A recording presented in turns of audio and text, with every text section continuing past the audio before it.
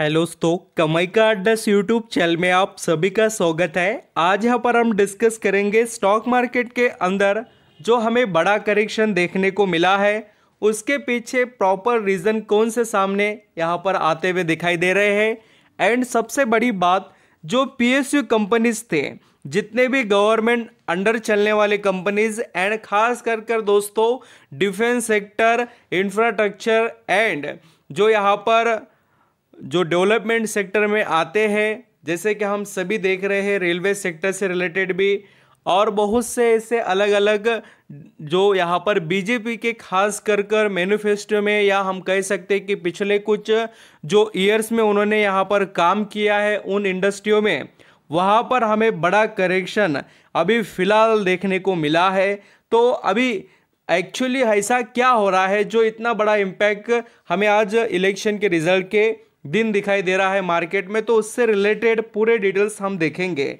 अब सभी के माइंड में ये सवाल आएगा कि सर करेक्शन तो हुआ है और हमें लॉस भी दिखाई दे रहा है, तो दोस्तों जो लॉस है उसके लिए माइंड प्रिपेयर करना पड़ेगा कि क्या चल रहा है, जानकारी आपको रहेगी। तो ये जो गिरावट है, ये जो आप करेक्शन देख रहे हो मार्केट में, वो आपको दोस्तों शिकार नहीं बनाएगा। अगर आप शिकार बन गए उसके, तो बिल्कुल आपने वहाँ पर समझा नहीं कि क्या हो रहा है। तो चलिए स्टार्ट करते और अंडरस्टैंडिंग करते कि एक्चुअल मार्केट में कौन सी चीज़ें हेवीली यहाँ पर मार्केट पर प्रेशर क्रिएट कर रही है और हमें किस तरीके से अभी यहाँ पर डिसीजन लेने चाहिए।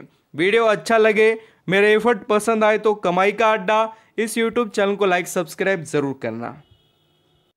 यहाँ पर आप दोस्तों देख सकते हैं कि खास कर निफ्टी 50 की बात करें तो वहाँ हमें करेक्शन 5-6% के करीब का, लगभग हम कह सकते हैं कि 6% का करेक्शन देखने को मिला।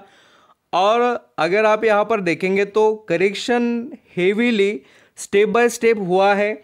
आप बोलेंगे किस तरीके से, देखिए थोड़े थोड़े जो नंबर आते गए उस तरीके से मार्केट ने अपना यहाँ पर परफॉर्मेंस दिखाया। और आप बोलेंगे सर फिर यहाँ से कमबैक कैसे दिखाया, तो पहले ऐसे नतीजे कुछ दिखाई दे रहे थे कि जो इंडिया अलायंस है और एनडीए, ये दोनों के नंबर ऐसे सेम टू सेम, यानी कि लगभग यहाँ पर 250, 250 और 250 के लगभग करीब की बात हो रही थी। तो बहुत ही यहाँ पर सिचुएशन हम कहेंगे कि प्रेशराइज हुई थी। तो उसके बाद में थोड़ा यहाँ पर एनडीए यानी कि बीजेपी की जो भी यहाँ पर गवर्नमेंट है वो बनते हुए दिखाई दी। तो फिर यहाँ पर मार्केट ने धीरे धीरे थोड़ा कमबैक किया। अब देखिए बहुमत की जो बात है वो यहाँ पर फिलहाल तो दिखाई नहीं दे रहा है पॉइंट वो, और उसी का सबसे बड़ा प्रेशर हमें यहाँ पर देखने को मिला। अब सभी को लगेगा कि सर मार्केट में तो रिएक्शन बहुत कुछ देखने को मिला, बट मोदी जी की सरकार तो बन रही है और जो सीटें दिख रही है अभी जो भी हमारे आगे आ रही है, तो उसके अंदर तो एनडीए हम कहेंगे कि विनिंग सिचुएशन में दिख रहा है। बट दोस्तों जो बहुमत की बात थी कि अकेले बीजेपी के पास खुद का बहुमत आएगा, बट उतना ज़्यादा यहाँ पर सीटें नहीं आई हैं, इसका थोड़ा ज़्यादा ही रिएक्शन मार्केट ने दिखाया। और मार्केट को दोस्तों रीज़न चाहिए, क्योंकि आप सभी जानते हैं आज जो हम देख रहे हैं सेंसेक्स की भी बात करें, ये 5-6% के ऊपर करेक्शन में देखने को मिला। तो ऐसा नहीं दोस्तों, सॉरी यहाँ पर आपको बताना चाहूँगा कि थोड़ा इसका फ्यूचरिक हाई को देखिए, इसका फ्यूचरिक हाई कितना था आप बिल्कुल अंडरस्टैंडिंग कर सकते हो कि यहाँ पर 76,738 सेंसेक्स था। तो आप यहाँ पर एक बात को नोटिस कर रहे हो क्या कि ये जो अभी मार्केट था 50 टिक हाई के करीब ही था और 50 टिक हाई बना ही रहा था।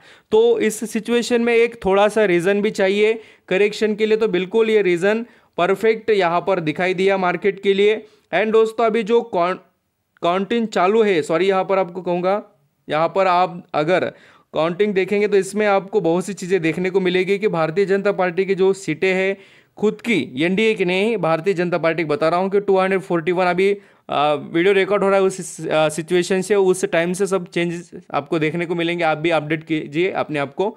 तो आप यहाँ पर देख सकते हैं कि जो एग्जिट पोल के भी नतीजे थे वो बहुत से अलग अलग नंबर दिखा रहे थे, बट उतने अभी और भी जो बताए गए थे वैसे नंबर नहीं आए। और आप देख सकते हो कि एग्जिट पोल के जो यहाँ पर कुछ नंबर थे सामने रखे गए, उसके अंदर यहाँ पर आपको दिखाई देता होगा कि बहुत से अलग अलग सोर्स ने बताया था कि एनडीए के यहाँ पर आपको 350 के करीब और 150 के करीब इंडिया अलायंस के देखने को मिल रहे थे सीट्स।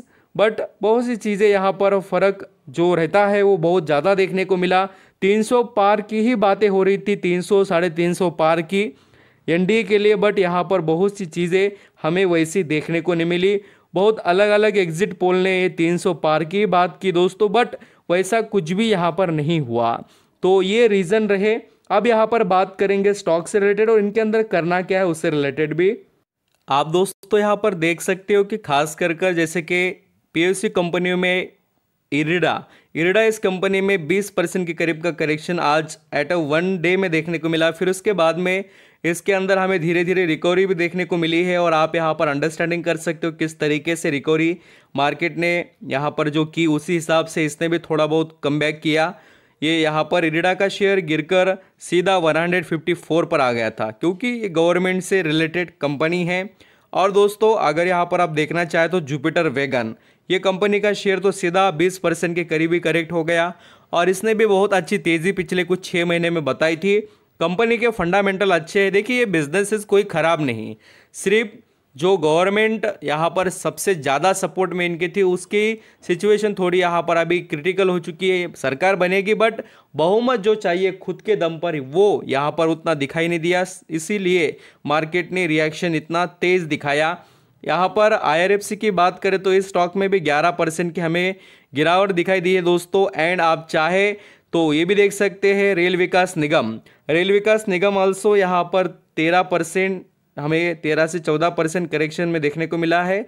ये पूरा दिन का परफॉर्मेंस दिखा रहा हूँ। वैसे तो हम अगर देखें तो ये बहुत ज़्यादा करेक्ट हुआ था, उसके बाद में धीरे धीरे कमबैक किया है। एक तो यहाँ पर देखें दोस्तों 323 रुपये तक ये चले गया था, फिर उसके बाद में धीरे धीरे रिकवरी हमें दिखाई दी है। तो बिल्कुल आप यहाँ पर समझ रहे हो ना कि जो पीएसयू स्टॉक है वो सबसे ज़्यादा शिकार इस यहाँ पर इलेक्शन के रिजल्ट के बने हैं। बिल्कुल आप यहाँ पर जो भी शेयर खरीद कर बैठे हो अच्छे हैं, बिल्कुल लॉन्ग टर्म में आपको उसके आउटपुट मिलेंगे। Thank you.